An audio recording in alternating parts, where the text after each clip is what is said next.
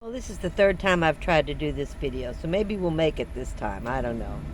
Um, so I have now been in the service for almost 2 years. I've been through 2 different schools, which took almost a year, boot camp, and I'm a typist for our legal department in the service. And I did join when, and I'm hoping I get this right. I had to have been 17 because I celebrated my 18th birthday in boot camp. I celebrated my birthday. That was a major ordeal for everybody. But I'm thinking 17. Anyway, we'll go from there. So kind of disappointed, as you know. It's not been easy going through all this and, wondering, well, I want to do something else. And I did want to be a helicopter mechanic as well. And so I signed up for that and changed my MO so that I could sign up to take the test. You didn't change your MO until you got to the school. So my MO was still the same. I was an E5 by now. I had been promoted. And so I was supposed to take the test. In the meantime, my instructor from the Morse Code School, the communication school that I went to, I guess it was called Signal School. I don't know. I'm losing it. Anyway, had contacted my commandant, not the ORD commandant, but my commander, and had found out that I didn't go to the job, and so they wanted to know if I wanted to do a different job, but I would have to come back to school. So I have 2 things. My commander and I started talking. She started talking to me because she knew what I wanted to do, and I was very disappointed. So, and she was very nice. I really liked her a lot. She was the commander. What the heck? Anyway, so I take the class, or the test. You have to take a test before you can even get and apply for the school. I took the test for mechanic of helicopters. And there were close to 600 men, 1 woman. Wouldn't you know? 1 woman. It's the story of my life. So anyway, I go into the class. It's scheduled. I go into the class, and it's in an auditorium because there's so many people testing. This was a big test. And I start to sit in the back, and they had a sergeant, and he walks up to me and goes, no, we have a place for you.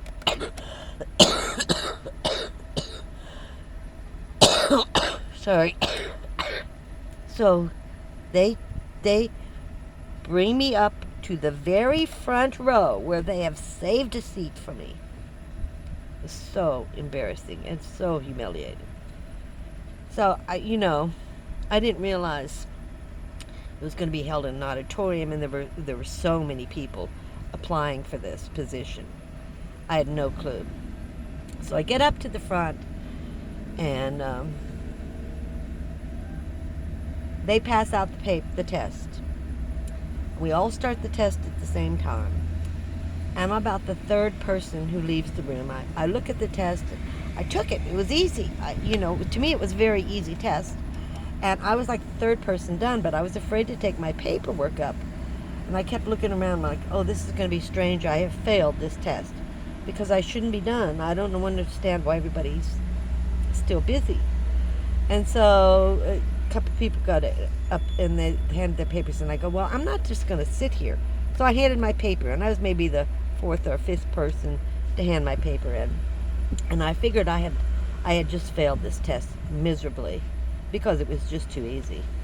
So I get back to the barracks, and 24 hours later, I am called back to that sergeant who brought me up to the front, to my commander's office.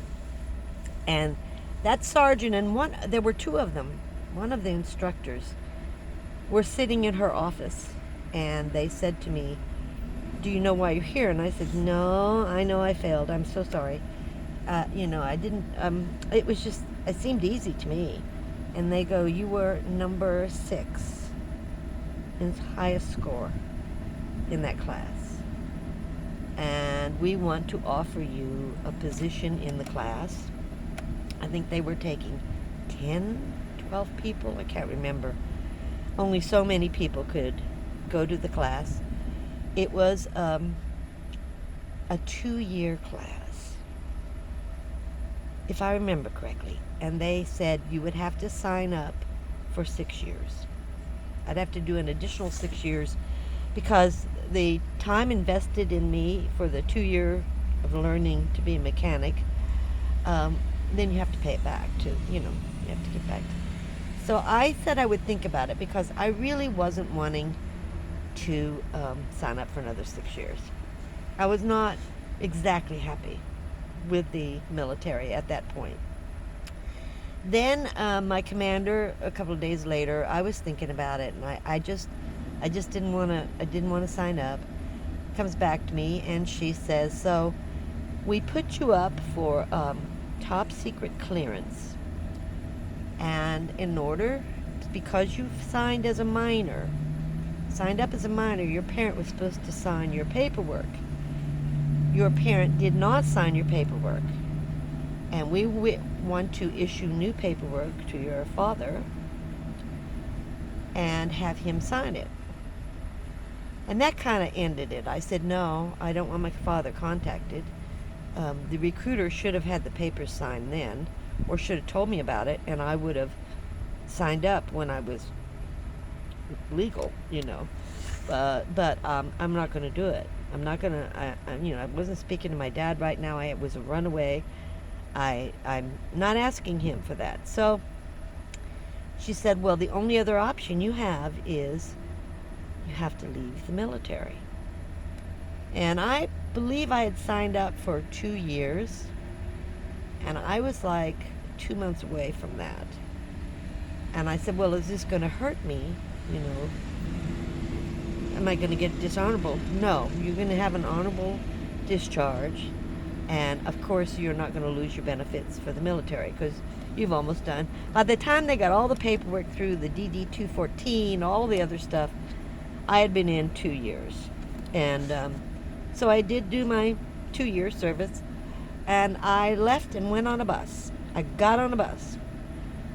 But before I did all that, there's something I have been keeping under my belt, because I know you guys are going to judge me crazy when I tell you what I did when I worked for the USO.